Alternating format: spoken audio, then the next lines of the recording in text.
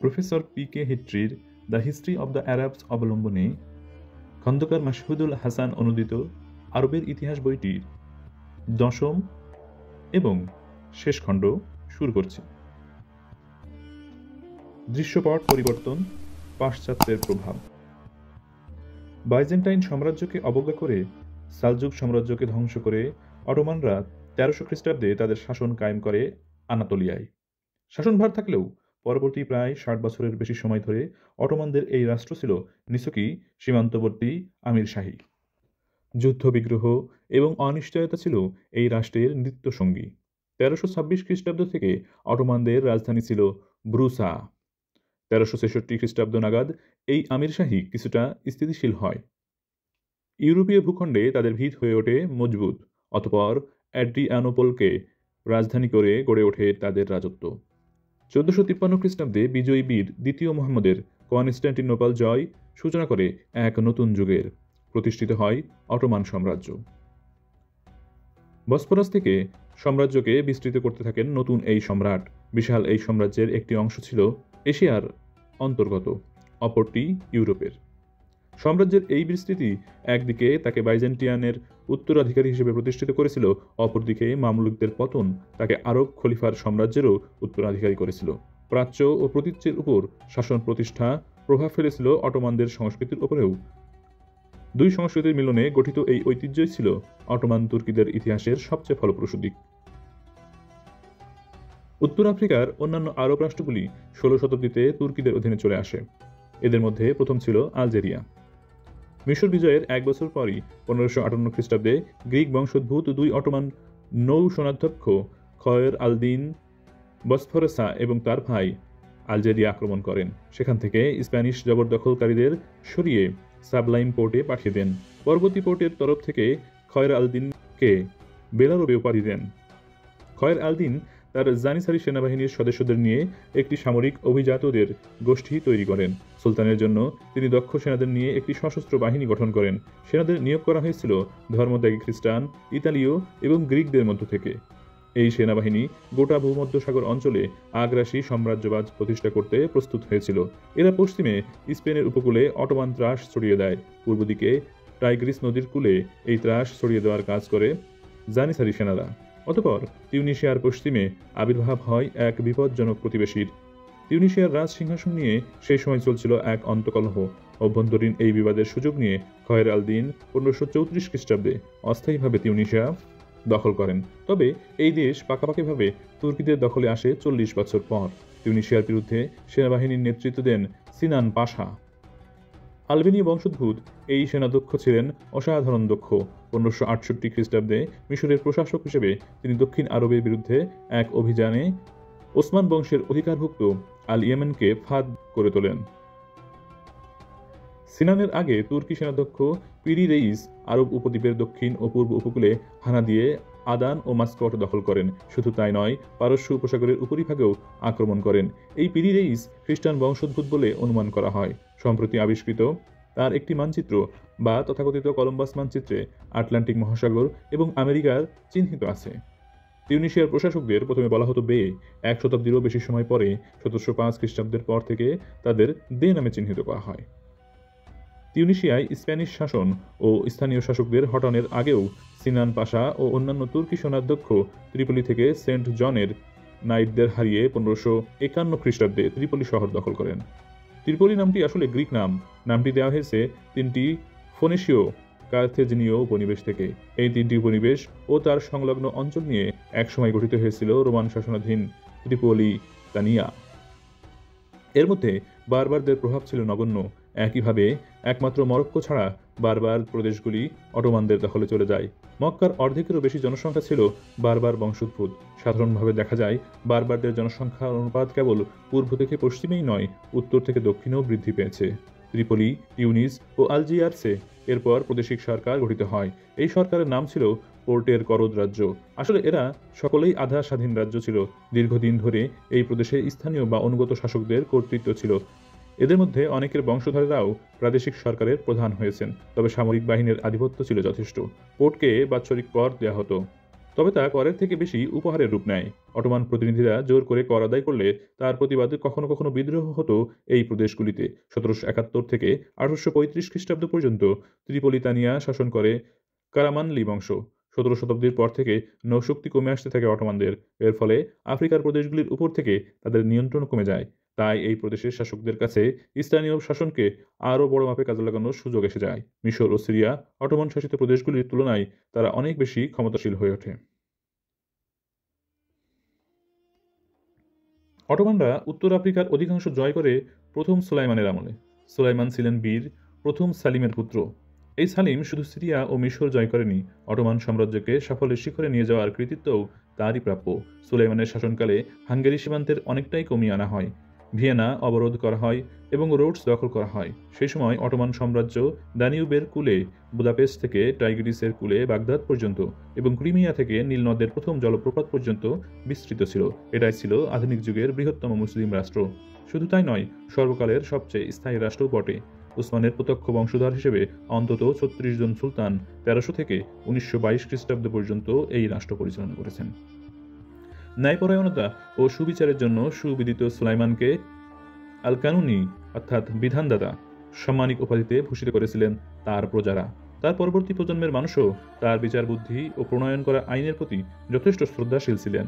তিনি আলেপোর ইব্রাহিম আল হালাবিকে মুলতাকা আল আবহুর নামক একটি গ্রন্থ সংকলনের দায়িত্ব দেন। 19 শতাব্দীর সংস্কারের আগ পর্যন্ত এটি ছিল অটোমান আইনের প্রচলিত গ্রন্থ। ইউরোপীয়দের কাছে অবশ্য তিনি ছিলেন পরাক্রমশালী। প্রকৃত অর্থেই তিনি পরাক্রমশালী ছিলেন। তার রাজদরবার গোটা ইউরোপ এবং এশিয়ার অন্যতম উজ্জ্বল দরবার ছিল। ফ্রান্সের রাজা প্রথম ফ্রান্সিসকে লেখা তার চিঠির বয়ান ছিল সত্যিই লক্ষ্য করার মতো। আমি, যিনি সুলতানদের সুলতান, রাজার রাজা, বিশ্বের বুকে সমস্ত রাজাদের মুকুটদাতা, পৃথিবীতে আল্লাহর ছায়া, শ্বেতসাগর এবং কৃষ্ণসাগর, রুমেলিয়া, আনাতোলিয়া, কারামানিয়া, রুম ভূখণ্ড, জুলকাদ্রিয়া, দিয়ারবেকির, কুর্দিস্তান, আজারবাইজান, পারস্য, Damascus, Aleppo, Cairo, Mecca, Medina, Jerusalem, সারা আরব, ইয়ামেন এবং অন্যান্য দেশ যা আমার পূর্বপুরুষদের বাহুবলে জয় করা ভূখণ্ড এবং আমার বীরত্বের পুরস্কার, তাদের মহিমায় আল্লাহর দান করা ভূখণ্ডের সর্বময় কর্তা আমি সুলতান সুলাইমান খান, সুলতান সেলিম খানের পুত্র, সুলতান বায়েজিদ খানের পৌত্র, তোমার উদ্দেশ্যে ফ্রান্সের রাজা ফ্রান্সিস। সুলাইমান তার রাজধানী সহ অন্যান্য সৌন্দর্য ও যুগ সুবিধার বৃদ্ধির জন্য মসজিদ, বিদ্যালয়, হাসপাতাল, রাজপ্রাসাদ, সমাধিস্থল, সেতু, নালা, পান্থশালা এবং স্নানাগার তৈরি করেছিলেন। 250টি স্নানাগার তৈরি করেছিলেন তার প্রধান স্থপতি সিনান। সিনান ছিলেন আনাতোলিয়ার খ্রিস্টান। তখনকার যুবকদের মতো তিনিও সম্ভবত কনস্টান্টিনোপল চলে এসেছিলেন। এখানে এসেই তার প্রতিভার বিকাশ ঘটে। তুরস্কের অন্যতম কর্মময় এবং দক্ষ স্থপতি হিসেবে প্রতিষ্ঠিত হন। তার অনবদ্য শিল্পকর্মের একটি হল সুলতানের নামাঙ্কিত সুলাইমানিয়া মসজিদ। অটোমান সংস্কৃতি। নানা দেশ এবং নানা জাতির মিলনেই সম্পূর্ণতা পেয়েছে তুর্কি সংস্কৃতি। এর ব্যাপ্তি যেমন বিশাল ছিল, তেমনি ছিল এর বৈচিত্র্য। পশ্চিম এশিয়ায় আসার আগেই তুর্কিরা পারস্যের মানুষের সংস্পর্শে আসে। তাদের কাছ থেকেই তুর্কিরা শিল্পশৈলী, রম্য রচনা পদ্ধতি শেখে। আবার রাজার পদকে মহিমান্বিত করার রাজনৈতিক পাঠও নেয়। এর মধ্যে এশিয়ার যাযাবর থেকে সম্ভবত তারা প্রয়োজনের আগে আক্রমণ ও বিজয়ের মনোভাবই পেয়েছিল। শুধু তাই নয়, সেবা এবং অঙ্গীকারভূত করার গুণও গ্রহণ করেছিল। মূলত রোমের সালজুকদের মাধ্যমে বাইজেন্টিনিয়ানদের থেকে বেশ কিছু সামরিক ও সরকারি প্রতিষ্ঠানের প্রশাসনিক দিকগুলি সম্পর্কে জানার সুযোগ হয় তুর্কিদের। তবে এসব কিছুর ঊর্ধ্বে ছিল আরবদের অবদান। প্রায় প্রতিটি ক্ষেত্রেই আরবদের কাছ থেকে শিক্ষা পেয়ে সমৃদ্ধ হয়েছে তুর্কি সমাজ ও সংস্কৃতি। ঠিক যেমন করে গ্রিকের কাছ থেকে শিক্ষালাভ করেছিল রোমানরা, আরবদের কাছ থেকে তুর্কিরা বিজ্ঞান ও আইনের পাঠ নিয়েছে। ধর্ম এবং তার সঙ্গে আর্থসামাজিক রীতি ও নীতি রচিত হয়েছে আরবদেরই ছত্রছায়ায়। শুধু তাই নয়, আরবদের কাছে তুর্কিদের শেখা বর্ণমালা 1928 সাল পর্যন্ত কার্যকর ছিল। মধ্য এশিয়ায় থাকার সময় তুর্কিদের লেখা সাহিত্য ছিল সংখ্যায় নেহাতি নগণ্য। লেখার জন্য সিরীয় খ্রিস্টানদের চালু করা সিরিয়া লিপিকে ব্যবহার করত। ইসলাম ধর্মে দীক্ষা এবং আরবি ভাষা শিক্ষার পর আরবি এবং পার্সি ভাষা থেকে ধর্ম, বিজ্ঞান, আইন ও সাহিত্যের হাজার হাজার নিদর্শন উপমা গ্রহণ করে তুর্কিরা। তুর্কি ভাষাকে পরিশুদ্ধ করতে সম্প্রতি উদ্যোগী হয়েছে জাতীয়তাবাদীরা। কিন্তু এই উদ্যোগ সত্ত্বেও তুর্কি ভাষায় আরবি ও পার্সির এই সব নিদর্শন বেঁচে আছে। তবে তিনটি উল্লেখযোগ্য ক্ষেত্রে অটোমানদের অবদান ছিল একান্তভাবেই তাদের নিজস্ব। এই তিনটি ক্ষেত্র হল রাষ্ট্র শাসন, স্থাপত্য এবং কবিতা। বল প্রয়োগ করে সাম্রাজ্য বিস্তারের উদ্দেশ্য নিয়ে গঠিত অটোমান সাম্রাজ্যের বিস্তৃতি ছিল বিশাল। এত বড় সাম্রাজ্য নিয়ন্ত্রণে রাখা সহজ কাজ ছিল না। সুষ্ঠু যোগাযোগ ব্যবস্থার অভাব ছিল, সেই সঙ্গে ছিল নানা ধর্মের মানুষ। এদের বিভেদ রেখাও ছিল স্পষ্ট। মুসলিমদের সঙ্গে খ্রিস্টানদের বিভেদ ছিল। শুধু তাই নয়, তুর্কি মুসলিমদের সঙ্গে আরব মুসলিমদের, খ্রিস্টানদের বিভিন্ন গোষ্ঠীর মধ্যেও বিরোধ ছিল গভীর। আর এই বিরোধের মধ্যেই লুকিয়ে ছিল পতনের বীজ। বহির্বিশ্বে যখন জাতীয়তাবাদী ধ্যানধারণার রমরমা অবস্থা, তার মোকাবেলায় এই ক্ষয়িষ্ণু ব্যবস্থা অত্যন্ত দুরবস্থায় উপনীত হয়। মিলেট ব্যবস্থার মাধ্যমে প্রত্যেক সম্প্রদায়কেই যথেষ্ট পরিমাণে স্বায়ত্তশাসনের অধিকার দেওয়া হতো। এই ব্যবস্থার স্থায়ী এবং ব্যাপক প্রয়োগের মাধ্যমে ইসলামের সংখ্যালঘু সমস্যার সমাধানের চেষ্টা করা হয়েছিল। কর্তৃত্বের শিখরে ছিলেন সুলতান খলিফা, আর এই পদে উত্তরাধিকারীর দ্বিমত সাম্রাজ্যবাদী কাঠামোকে আরও দুর্বল করে তোলে। কিন্তু আশ্চর্যের বিষয়, এই সব দুর্বলতা থাকা সত্ত্বেও অটোমান সাম্রাজ্যের পতন যত দ্রুত হওয়ার ছিল, তার অনেক পরেই পতন হয়। সুলাইমানের মৃত্যুর কিছুদিনের মধ্যেই অটোমান সাম্রাজ্য পতন শুরু হয়। পতনের ইতিহাস একদিকে যেমন দীর্ঘ, তেমনি ছিল ভুল ভ্রান্তি এবং তার অবশ্যম্ভাবী মাসুলের ভারে দীর্ণ। ১৬৮৩ খ্রিস্টাব্দে দ্বিতীয়বার ভিয়েনা বিজয়ের ব্যর্থতাই ছিল সম্ভবত পতনের প্রথম পদক্ষেপ। ইউরোপে অটোমান সাম্রাজ্য বিস্তারের এখানেই ইতি ঘটে। সাম্রাজ্য বিস্তার নয়, অধিকৃত সাম্রাজ্য নিয়ন্ত্রণ রাখাই এরপরে তুর্কিদের সবচেয়ে বড় সমস্যা হয়ে দাঁড়ায়। আক্রমণের বদলে আত্মরক্ষার কাজেই ব্যস্ত হয়ে ওঠে সেনাবাহিনী। একদিকে অন্তকলহ এবং অবক্ষয়, অন্যদিকে ইংল্যান্ড, অস্ট্রিয়া, ফ্রান্স এবং রাশিয়ার প্রভাব বিস্তারের প্রয়াস। এই প্রয়াসই তাদের ইউরোপের রুগ্ন মানুষ অটোমান সাম্রাজ্যের দিকে অগ্রসর করেছিল। তবে এই সব দেশের পারস্পরিক ঈর্ষা এবং সহযোগিতার অভাব অটোমান সাম্রাজ্যের আয়ু আরও কিছুটা বাড়িয়ে দিয়েছিল। আরব ভূখণ্ডের মধ্যে উত্তর আফ্রিকার দেশগুলি প্রথম অটোমানদের হাতছাড়া হয়ে যায়। এই দেশগুলি একসঙ্গে একটি পৃথক গোষ্ঠীর মতো ছিল। দক্ষিণ ইউরোপের সঙ্গে তাদের ভৌগোলিক নৈকট্য তো ছিলই, সেই সঙ্গে ছিল ইসলামী ক্ষমতার কেন্দ্রস্থল পশ্চিম এশিয়ার সঙ্গে দূরত্ব। ইসলামী ঐতিহ্যের দিক থেকে তারা কিছুটা দুর্বল ছিল। এছাড়াও এই সব দেশের জনসংখ্যাই বারবার এবং ইউরোপীয়দের সংখ্যা বেশি থাকায় প্রথম থেকেই এই দেশগুলি নিজেদের মর্জিমাফিক চলত। আলজেরিয়াই প্রথম আরব রাষ্ট্র যারা অটোমান সাম্রাজ্য থেকে বিচ্ছিন্ন হয়ে যায়। ঘটনাটি ঘটে ১৮৩০ খ্রিস্টাব্দে। এই সময় ফ্রেঞ্চ সেনারা আলজেরিয়ার উপকূলে তাঁবু ফেলে। আলজেরিয়ার শাসক দে হুসাইন ফ্রান্সের কনসালকে অপমান করেছিলেন। সেই অপমানের প্রতিশোধ এবং জলদস্যুদের প্রতিরোধ করার ওসিলায় সেনা মোতায়েন করা হলেও শেষ পর্যন্ত ১৮৪৮ খ্রিস্টাব্দে আলজেরিয়াকে ফরাসি ভূখণ্ড হিসেবে ঘোষণা করা হয়। আলজেরিয়ার উপকূলবর্তী অঞ্চল হয় ফ্রান্সের অবিচ্ছেদ্য অঙ্গ। ১৯৪২ সালের নভেম্বরে মার্কিন সেনা যখন আলজেরিয়ায় আসে, তখন ৮৪৮ খ্রিস্টাব্দের অনুশাসনের দোহাই দিয়ে প্রতিবাদ করে লাভাল। এই আইন বলে আলজেরিয়া ফ্রান্সেরই স্বাভাবিক সম্প্রসারণ বলে তিনি যুক্তি দেখান। যে কোনো বিভাগের মতো আলজেরিয়াও ফরাসি সংসদে তাদের প্রতিনিধি পাঠাত। ১৯৬২ সালে ফরাসি সেনা ও আলজেরিয়া জাতীয়তাবাদীদের মধ্যে দীর্ঘ ৮ বছরের সংঘর্ষ শেষ হয়। এক শান্তিচুক্তির মাধ্যমে স্বাধীনতা পায় আলজেরিয়া।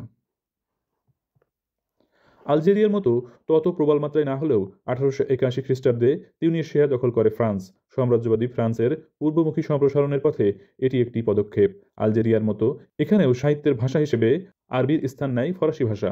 তিউনিসিয়ার অভিভাবকত্ব হল নিছকই নাম, শাসনকার্যে ফরাসিদেরই আধিপত্য ছিল। স্থানীয় শাসক বের সঙ্গে একজন ফ্রেঞ্চ আবাসিক সেনাপ্রধান নিযুক্ত হয়েছিলেন, যার হাতে সমস্ত সরকারি কাজকর্মের দায়িত্ব ছিল।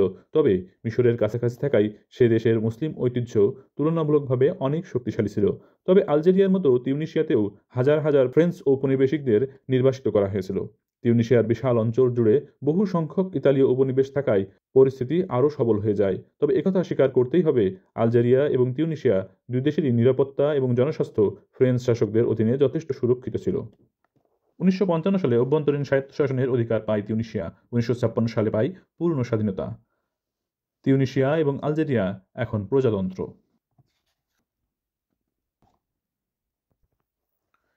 Napoleon Bonaparte. মিশরের সরকারের দখল নিয়ে বিশিষ্ট মামলুকদের মধ্যে লড়াই চলতেই থাকে। সহসা ধূমকেতুর মতো এক আক্রমণকারী পদার্পণ করেন আলজেরিয়ায়। বিচিত্র শক্তিশালী এই যোদ্ধার নাম নেপোলিয়ন বোনাপার্ট। মামলুকদের শায়েস্তা করাই তার আগমনের উদ্দেশ্য বলে তিনি প্রচার করেন। তার দাবি করা আরবি ঘোষণাপত্রে তিনি মামলুকদের সমালোচনা করে বলেছিলেন, মামলুকেরা তার অথবা তার সহযোগী ফরাসিদের মতো শুভ বুদ্ধিসম্পন্ন মুসলিম নয়। সেই সঙ্গে ছিল তুরস্ক সরকারের উপর কর্তৃত্ব কায়েম করার দায়িত্ব। কিন্তু তার আসল উদ্দেশ্য ছিল অন্য। ব্রিটিশ সাম্রাজ্যের সঙ্গে প্রাচ্যের যোগাযোগ ছিন্ন করে ব্রিটিশদের বড় রকম আঘাত দিতে চেয়েছিলেন তিনি, আর এইভাবেই তিনি বিশ্বের উপর নিজের কর্তৃত্ব স্থাপন করার লক্ষ্যে এগিয়েছিলেন। আবুকির উপসাগরে ফরাসি বাহিনীর পরাজয়, আক্কা অভিযানে ব্যর্থতা এবং আলেকজান্দ্রিয়ার যুদ্ধে পরাজয় প্রাচ্যের সাম্রাজ্য বিস্তারের ক্ষেত্রে নেপোলিয়নকে বড় রকম ধাক্কা দেয়। অতঃপর মিশর থেকে ফরাসি বাহিনীও সরিয়ে নিতে বাধ্য হন তিনি। এর আগে পর্যন্ত বিশ্ব রাজনীতিতে মিশরের ভূমিকা ছিল নগণ্য। তুরস্কের করের উৎস এবং সিরিয়া ও আরবের উপর কর্তৃত্ব বজায় রাখার জন্য সামরিক ঘাঁটি হিসেবে ব্যবহার করা হতো মিশরকে। কিন্তু এরপরই হঠাৎ আন্তর্জাতিক রাজনৈতিক আবর্তনের মধ্যে ঢুকে পড়ে মিশর।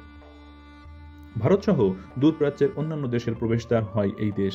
নেপোলিয়নের অভিযান প্রায় বিস্তৃত ভারতের সড়কপথের দিকে নতুন করে দৃষ্টি আকর্ষণ করে ইউরোপীয়দের। তারা তাই তৎপর হয়ে ওঠে। ফলে দক্ষিণ পূর্ব ইউরোপের দেশগুলি ইউরোপীয় ষড়যন্ত্র এবং কূটনীতির কেন্দ্রস্থল হয়ে যায়। মুহাম্মদ আলী, যে তুর্কি সেনাবাহিনী মিশর থেকে নেপোলিয়নকে হটিয়ে দিয়েছিল, তারই এক নবীন আধিকারিক ছিলেন মুহাম্মদ আলী। তার জন্ম মেসিডোনিয়ায়। 1805 খ্রিস্টাব্দে তাকে পাশা নিযুক্ত করা হয়, কিন্তু কিছুদিনের মধ্যেই নিজ কৃতিত্বেই তিনি নীলনদের উপত্যকায় নতুন অধীশ্বর হিসেবে প্রতিষ্ঠিত হন। কোর্টের প্রতি আনুগত্য হয়ে যায় নেহাতি নগণ্য। 19 শতাব্দীর প্রথম ভাগে মিশরের ইতিহাসে যা কিছু অবদান, তা এই একজনেরই। তার প্রতিষ্ঠিত রাজবংশই 1952 সাল পর্যন্ত মিশর শাসন করেছে। তাই তাকে মিশরের জনক আখ্যা দেওয়া যথার্থ, অন্তত আধুনিক মিশরের ক্ষেত্রে। তার মতো উদ্যোগ, উদ্দাম বা দূরদৃষ্টি তার সমকালীন কোনো মুসলিম নেতার মধ্যে ছিল না। যুদ্ধ হোক বা শান্তি, তিনি তার কৃতিত্বে অবিচল থেকেছেন। জমির উপর প্রজাদের ব্যক্তিগত মালিকানা নিষিদ্ধ করে তিনি নিজেই গোটা দেশের একচ্ছত্র অধিপতি হয়েছেন। শুধু তাই নয়, কৃষিজ পণ্য উৎপাদনের ক্ষেত্রে একচেটিয়া অধিকার কায়েম করে তিনি নিজেই এই পণ্যের একমাত্র উৎপাদক ও বিপণনকারী হয়ে ওঠেন। আরব মুলুকে জাতীয়করণের পথে এটি ছিল প্রথম পদক্ষেপ। তার নিজস্ব আর্থিক নীতি অনুসারে তিনি খাল কাটেন, কৃষিক্ষেত্রে বিজ্ঞানসম্মত উপায়ে অবলম্বন করেন এবং ভারত ও সুদান থেকে শেখা তুলার চাষ মিশরে প্রবর্তন করেন। নিজে নিরক্ষর হলেও মুহাম্মদ আলী শিক্ষা প্রসারের ব্যাপারে যথেষ্ট উৎসাহী ছিলেন। শিক্ষাকেন্দ্রের জন্য অধ্যাপক বা চিকিৎসকদের তিনি নিয়ে আসতেন প্রধানত ফ্রান্স থেকে। মিশরের মানুষের উপযুক্ত প্রশিক্ষণের জন্য তিনি সামরিক বা শিক্ষা জগতের প্রতিনিধিদের সবসময় স্বাগত জানাতেন। তেমনি রণকৌশল বা শিক্ষার জন্য নিজের দেশের প্রতিনিধিদের ইউরোপে পাঠাতেন। নথিপত্র থেকে জানা যায়, 1813 থেকে 1849 খ্রিস্টাব্দের মধ্যে 311 জন মিশরীয় ছাত্রকে সরকারি খরচে ফ্রান্স, ইংল্যান্ড এবং অস্ট্রিয়ায় পড়তে পাঠানো হয়। এই জন্য সরকারের খরচ হয় 2,73,360 মিশরীয় পাউন্ড। প্যারিসে এই ছাত্রদের সুবিধার জন্য একটি বিশেষ ভবন তৈরি করা হয়। যেই সব বিষয় নিয়ে ছাত্ররা পড়তে যেতেন তাদের মধ্যে ছিল স্থল ও জলযুদ্ধ, যন্ত্রবিজ্ঞান, চিকিৎসাশাস্ত্র, ওষুধ প্রস্তুতের বিদ্যা ও শিল্পকলা। সেই সময় থেকেই মিশরের পাঠ্যসূচিতে ফরাসি ভাষার আধিপত্য বিস্তার শুরু হয়। মিশরের ফরাসি শিক্ষা কেন্দ্রে এখনও ছাত্র সংখ্যা অন্য যে কোনো বিদেশি শিক্ষা প্রতিষ্ঠানের থেকে বেশি। প্যালেস্তাইনে একনায়কতন্ত্র। 18 শতাব্দী জুড়ে অটোমানদের ক্ষমতা ও গৌরব যত কমতে থাকে, স্বাধীনতার জন্য বিদ্রোহ করা বা স্বাধীন হওয়া স্থানীয় শাসকদের সংখ্যাও তত বাড়তে থাকে। লেবানন বা মিশরের মতো প্যালেস্তাইনেও স্বাধীনতার আন্দোলন মাথাচাড়া দিয়ে ওঠে। আর এই আন্দোলনের অন্যতম উল্লেখযোগ্য রূপকার ছিলেন আল শাইখ জাহির আল ওমর। বেদুইন ওমরের পিতাকে সাফাদ জেলায় শাইখ নিযুক্ত করেন লেবাননের শিহাবি শাসক। জাহিরের রাজনৈতিক জীবন শুরু হয় অল্প বয়সেই। 1737 খ্রিস্টাব্দে তিনি টিবেরিয়াস দখল করেন। অন্যান্য শহরগুলি বিনা প্রতিরোধেই তার কাছে আত্মসমর্পণ করে। 1750 খ্রিস্টাব্দের মধ্যেই আক্কা তার অধীনে চলে আসে। ধর্মযুদ্ধের সময় থেকেই আক্কার ভগ্নদশা জাহির ক্ষমতায় এসেই শহরের নিরাপত্তা ও সমৃদ্ধির দিকে মনোযোগ দিলেন। আক্কাকে এক গুরুত্বপূর্ণ বাণিজ্য কেন্দ্র হিসেবে গড়ে তোলার কৃতিত্বও তারই। শাসক হিসেবে তিনি ছিলেন অত্যন্ত কঠোর এবং শৃঙ্খলাপরায়ণ। আক্কাই খুন, জখম, রাহাজানি বন্ধ করলেন শক্ত হাতে, ফিরিয়ে আনলেন আইনের শাসন। একই সঙ্গে গমের চাষ ও রেশম শিল্প সমৃদ্ধ হয়ে উঠল তারই সক্রিয় উদ্যোগে। খ্রিস্টান প্রজাদের প্রতিও জাহির ছিলেন যথেষ্ট সহানুভূতিশীল। তার আমলে আক্কা কতটা নিরাপদ ছিল তা জানা যায় তারই জীবনীকারের কথায়। তিনি লিখেছেন, মূল্যবান স্বর্ণালঙ্কার সহ একজন মহিলাও নিশ্চিন্তে ও নিরাপদে প্রকাশ্যে রাজপথে ঘুরে বেড়াতে পারতেন। এক নায়ক হিসেবে নিজের কর্তৃত্বের ভিত মজবুত করে মিশরের আলিবের সঙ্গে সমঝোতায় আসেন জাহির। সেই সময় তুরস্ক ও রাশিয়ার মধ্যে তীব্র সংঘর্ষ চলছিল, আর সেই পরিস্থিতির সুবিধা নেন জাহির। পূর্ব ভূমধ্যসাগরের নৌসেনাদের সাহায্যে 1772 খ্রিস্টাব্দে তিনি সিরিয়ন দখল করেন। 3 বছর পর জাহিরের কর্তৃত্বকে আঘাত করে লেবানন। সেখানকার শিহাবি আমির দামাস্কাসের ওয়ালির সঙ্গে সমঝোতা করে কনস্টান্টিনোপলের সেনাবাহিনীর সাহায্যে জাহিরকে তারই রাজধানীতে আক্রমণ করেন। অবরুদ্ধ থাকার সময় জাহিরকে হত্যা করেন তারই এক বিশ্বাসঘাতক অনুচর। ব্রিটিশের মিশর দখল। মিশরের ইসমাইলের শাসনকালে সুয়েজ খাল চালু হয়। ইসমাইলের উচ্ছৃঙ্খলতার ফলে দেশের আর্থিক দুর্দশা চরমে ওঠে। এর ফলে ইউরোপের হস্তক্ষেপও অবশ্যম্ভাবী হয়ে যায়। মিশরের কর দ্বিগুণ করে দেওয়ার যে লোভনীয় প্রস্তাব ইসমাইল দিয়েছিলেন, তাতে অটোমান তুর্কিরা তাকে তার পরিবারের জ্যেষ্ঠ উত্তরাধিকারের সম্মান এবং খেদিত উপাধি দেন। এই উপাধির অর্থ একদিক থেকে সার্বভৌমত্বকে স্বীকৃতি দেয়। 1879 খ্রিস্টাব্দে ফ্রান্স এবং ইংল্যান্ড যৌথভাবে মিশরের উপর কর্তৃত্ব কায়েম করে। খদিভ উপাধিও কেড়ে নেওয়া হয়। ইতিমধ্যে সার্কাসীয় আধিকারিক অধ্যুষিত সেনাবাহিনীদের মধ্যে অসন্তোষ দেখা দিতে থাকে। ক্ষোভ জমা হচ্ছিল কৃষকদের মধ্যেও। একদিকে করের বোঝা এবং জোর করে সৈন্যদলে ভর্তি করার সমস্যা, অন্যদিকে সরকারের করভীয় ব্যবস্থা। এই ব্যবস্থার জোরে সরকার যে কোনো সুস্থ সবল পুরুষকে অল্প অথবা বিনা বেতনে সরকারি প্রকল্পের কাজ লাগাতে বাধ্য করত। যদিও অনেক ক্ষেত্রে এই প্রকল্পের সুফল সম্পর্কে যথেষ্ট সন্দেহের অবকাশ ছিল। এই ক্ষোভের নেতৃত্ব দিতে এগিয়ে আসেন সেনাবাহিনীর আধিকারিক আহমদ আরাবি। তিনি নিজেও আগে কৃষক ছিলেন, কিন্তু ব্রিটিশ রাজপ্রতিনিধি 1882 খ্রিস্টাব্দের 13 সেপ্টেম্বর আলতাল আল কবিরের এই আন্দোলন বানচাল করে দেন। আরাবিকে তাড়িয়ে দেওয়া হয়।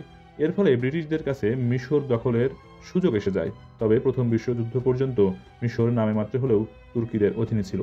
প্রথম বিশ্বযুদ্ধ আরম্ভ হওয়ার কিছুদিনের মধ্যেই ইংল্যান্ড মিশরকে তাদের আশ্রিত রাজ্য হিসেবে ঘোষণা করে।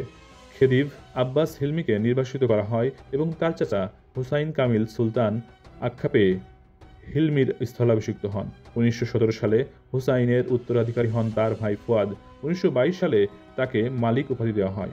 এই সময়ই ব্রিটেনের শাসনকালের মেয়াদ শেষ হয়ে যায়। মিশর স্বাধীনতা লাভ করে এবং সংবিধান রচিত হয়। এই স্বাধীনতার জন্য অবশ্য মিশরের মানুষকে যথেষ্ট সংগ্রাম করতে হয়েছে। এক্ষেত্রে সবচেয়ে উল্লেখযোগ্য অবদান ছিল জাতীয়তাবাদী নেতা সাদ জাগলুল।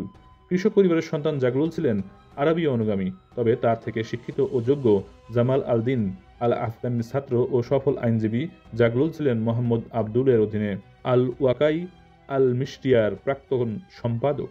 1919 সালে তিনি এক প্রতিনিধি নিয়ে প্যারিসের শান্তি সম্মেলন এবং লন্ডনে যাওয়ার অনুমতি চান ব্রিটিশ সরকারের কাছে, কিন্তু তাকে ভৎসনা করে মাল্টায় পাঠিয়ে দেওয়া হয়। এই প্রত্যাখ্যান তাকে রাতারাতি জাতীয় নেতায় পরিণত করে। তার দলের মিলিত প্রয়াসের ফলেই 1936 সালে ব্রিটেন মিশর চুক্তি স্বাক্ষরিত হয়। এই চুক্তির শর্তানুযায়ী সুয়েজ খাল অঞ্চল থেকে ব্রিটিশ সেনাদের প্রত্যাহার করে নেওয়া হয়। বিদেশিদের নিরাপত্তা ও সম্পত্তির দায়িত্ব মিশর সরকারের হাতে ছেড়ে দেওয়া হয় এবং বন্দর, বিমানবন্দর বা অন্যান্য যোগাযোগের মাধ্যম শত্রুদের হাত থেকে রক্ষার জন্য ব্রিটেনের সাহায্য মঞ্জুর করা হয়। 1952 সালে এক রক্তপাতহীন অভ্যুত্থানের মাধ্যমে ফুয়াদের পুত্র রাজা ফারুককে সিংহাসনচ্যুত করা হয়। অবসান ঘটে রাজতন্ত্রেরও।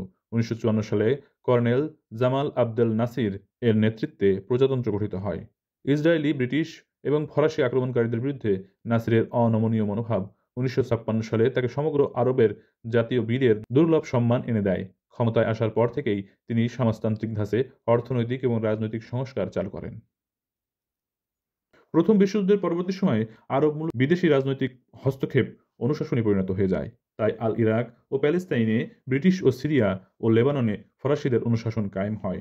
ফ্রান্সের অর্থনৈতিক স্বার্থের সঙ্গে ছিল ব্রিটিশ প্রভাবকে টেক্কা দেওয়ার উচ্চাশা, আর ছিল প্রাচ্যের সামগ্রীর চাহিদা পূরণের উদ্যোগ, যা ধর্মযুদ্ধের সময় থেকেই তৈরি হয়েছে। প্রথম ফ্রান্সিসের প্রতি সুলাইমানের আত্মসমর্পণ ফরাসি ক্ষমতার ভিতকে আরও মজবুত করে তোলে। 1860 খ্রিস্টাব্দে বৃহৎ শক্তিগুলির অনুমোদন পেয়েই লেবানন উপকূলে ফরাসি সেনা মোতায়েন হয়। ভবিষ্যতে আরও বড় বিপর্যয়ের হাত থেকে লেবাননকে বাঁচাতেই এই উদ্যোগ নেওয়া হয়। এই সব দেশের প্রশাসন জাতিসংঘের চুক্তিপত্রের সঙ্গে সঙ্গতিপূর্ণ ছিল না। জাতিসংঘের শর্তানুযায়ী অনুশাসিত দেশের জনকল্যাণ এবং তাদের পূর্ণ স্বাধীনতার জন্য প্রয়োজনীয় পরামর্শ ও সহায়তায় অনুশাসনকারীর প্রাথমিক কর্তব্য। ফরাসিদের বিরুদ্ধে সিরিয়ায় অভিযোগ ছিল তীব্রতম। তারা অভিযোগ করে উত্তর আফ্রিকার মতো সিরিয়াতেও সাম্রাজ্যবাদী কৌশল অবলম্বন করছে ফরাসিরা, যেমন স্থানীয় সরকারকে ঢাল হিসেবে ব্যবহার করা, উদ্ভুত জাতীয়তাবাদী সম্পর্কে সম্পূর্ণ অজ্ঞাত থাকা, আরবি ভাষা ব্যবহারের ক্ষেত্রে বাধা সৃষ্টি করা, ফ্রার সঙ্গে যুক্ত করে স্থানীয় মুদ্রার অবমূল্যায়নের চেষ্টা করা, সেই সঙ্গে ছিল এক দল বা গোষ্ঠীর সঙ্গে অপর দল বা গোষ্ঠীর বিবাদের মদদ দেওয়া, ষড়যন্ত্র বা কারাবাস নির্বাসনের মতো দমনমূলক পন্থা অবলম্বন করার অভিযোগ। আল ইরাক এরও আগে ব্রিটিশ অনুশাসনের বিরুদ্ধে সরব প্রতিবাদ করতে শুরু করে। 1920 সালে নিম্ন ইউফ্রেটিস উপত্যকা এবং ধর্মীয় শহর আল নাজাফে ও কারবালায় যে বিদ্রোহের সূচনা হয়, তাতে ব্রিটিশরা নড়েচড়ে বসে। প্রত্যক্ষ শাসনের পরিবর্তে পরোক্ষ শাসন কায়েম করতে বাধ্য হয় তারা। 1920 সালের 8 মার্চ থেকে জুলাই পর্যন্ত সিরিয়ার সিংহাসন দখলের পরে 1921 সালের আগস্ট মাসে রাজা হুসাইনের দ্বিতীয় পুত্র ফয়সালকে আল ইরাকের সংবিধান সম্মত রাজার আসনে বসানো হয়। এরপরে দুপক্ষের মধ্যে একাধিকবার চুক্তি স্বাক্ষরিত হয়। এর মধ্যে সবচেয়ে উল্লেখযোগ্য ছিল 1927 সালের ডিসেম্বর মাসের চুক্তিটি। এতে ব্রিটেন আল ইরাককে স্বাধীন রাষ্ট্রের স্বীকৃতি দেয় এবং তাদের সঙ্গে বছরের সমঝোতার সিদ্ধান্ত নেয়। 1930 সালের জুন মাসে স্বাক্ষরিত চুক্তিতে ব্রিটেন তার অনুশাসন প্রত্যাহার করে আল ইরাকের সার্বভৌমত্বকে স্বীকৃতি দেয়। এর জন্য রাজা প্রথম ফয়সালের প্রশাসনিক দক্ষতাকেই কৃতিত্ব দিতে হয়, কিন্তু তার উত্তরাধিকারী তার সেই সুনাম অক্ষুণ্ণ রাখতে পারেননি। 1958 সালে এক সামরিক অভ্যুত্থানে দ্বিতীয় ফয়সাল তার চাচা এবং প্রধানমন্ত্রীকে হত্যা করে সমাজতান্ত্রিক সাধারণতন্ত্র প্রতিষ্ঠা করেন। প্রথম বিশ্বযুদ্ধ অটোমান সাম্রাজ্যের অন্তর্গত রাষ্ট্রগুলির পক্ষে কষ্টদায়ক ছিল। সেই সঙ্গে তাদের রাষ্ট্রের পূর্ণ অথবা আংশিক মর্যাদা লাভের পথে এগিয়ে নিয়ে যায় প্রথম বিশ্বযুদ্ধ। এই বিশ্বাসের সঙ্গে সঙ্গে তারা আরও একটি সত্যকে উপলব্ধি করার প্রয়োজন বোধ করে। তা হল দ্বিতীয় বিশ্বযুদ্ধের সঙ্গে সঙ্গে পৃথক বাসভূমির জন্য ইহুদিদের আন্দোলন। এতে আরব রাষ্ট্রগুলিকে আরও কাছাকাছি নিয়ে আসে। অভিন্ন স্বার্থ এবং ঐক্যের মনোভাব প্রকাশ পায় 1945 সালের মার্চ মাসে কায়রোতে স্বাক্ষরিত আরব রাষ্ট্রপুঞ্জের চুক্তিতে। এই চুক্তিতে শিক্ষা, বাণিজ্য এবং যোগাযোগের ক্ষেত্রে সদস্য রাষ্ট্রগুলির মধ্যে পারস্পরিক সহযোগিতার কথা বলা হয়।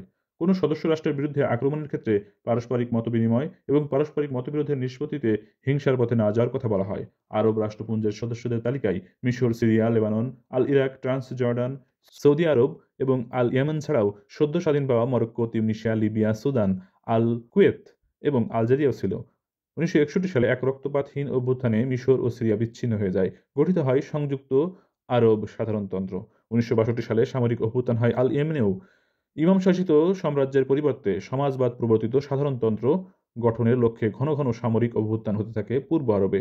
এই রকম অভ্যুত্থানের ক্ষেত্রে সিরিয়া রয়েছে সকলের আগে। 1963 সালের ফেব্রুয়ারি মাসের মধ্যে 20 বছরের অন্তত 13টি অভ্যুত্থান হয়েছে সিরিয়ায়। এর মধ্যে কয়েকটি ব্যর্থ হয়। এই অঞ্চলের রাষ্ট্রগুলির মধ্যে সবচেয়ে স্থিতিশীল হল লেবানন। বিশ্বের ইতিহাসে আরবদের স্থান স্বতন্ত্র। তৃতীয় একত্ববাদী ধর্মের প্রবর্তন হওয়ার সঙ্গে সঙ্গে অন্য দুই ধর্মের সুফল তারা লাভ করেছে। পশ্চিমের সঙ্গে তারাও গ্রিক রোমান সংস্কৃতি ও ঐতিহ্যের ধারক ও বাহক। মধ্যযুগ জুড়ে যেমন তারা জ্ঞানের আলোক প্রজ্বলিত রেখেছিল, তেমনি ইউরোপীয় নবজাগরণেও রেখেছে তাদের অমূল্য অবদান। আজ আধুনিক বিশ্বের সচেতন এবং অগ্রগামী রাষ্ট্র হিসেবে নিজেদের সম্মান অর্জন করতে পেরেছে আরব রাষ্ট্রগুলি। সুমহান ঐতিহ্য এবং খনিজ তেলের বিশাল ভাণ্ডারে সমৃদ্ধ আরব ভবিষ্যতে মানবজাতির বস্তুগত এবং আত্মিক উন্নতিতে উল্লেখযোগ্য অবদান রাখার যোগ্য। এরই সাথে শেষ হলো প্রফেসর পি.কে. হেট্রির the history of the Arabs অবলম্বনে আরবের ইতিহাস বইটি। বৃহৎ কলেবরের এই বইটি আমরা 10টি খণ্ডে বিভক্ত করেছি। বইটি কেমন লাগলো তা কমেন্টে জানাবেন, আর এরকম বৃহৎ পরিসরের কি বই শুনতে চান তাও কমেন্টে উল্লেখ করবেন। সবাই ভালো থাকবেন। আজকের মতো বিদায় নিচ্ছি। আল্লাহ হাফেজ।